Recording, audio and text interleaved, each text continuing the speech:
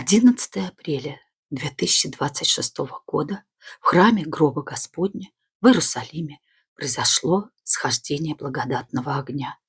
Это ежегодное событие происходит в Великую Субботу накануне православной Пасхи.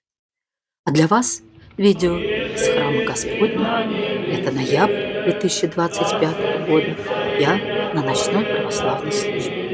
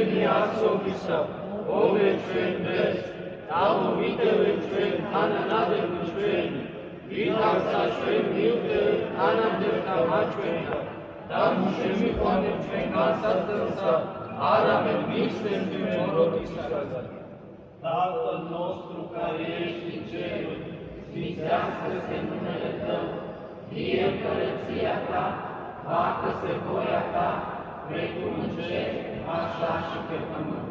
Pâinea noastră cea de toate zilele, dă-ne nouă astăzi și ne iartă nouă greșelile noastre, precum și noi iertăm greșiților noștri, și nu ne duce pe noi în ispită, ci ne izbăvește de păcate. Așa este împărăția și puterea și slava a Tatălui și a Fiului și a Sfântului Duh, acum și pururia și în vecii vecilor. Amin.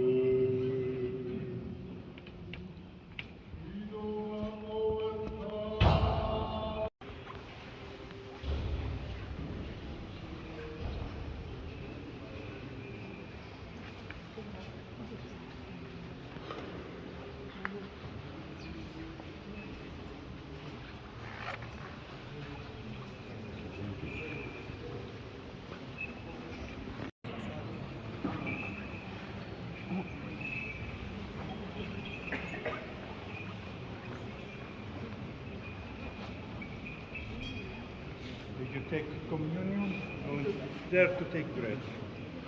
Okay.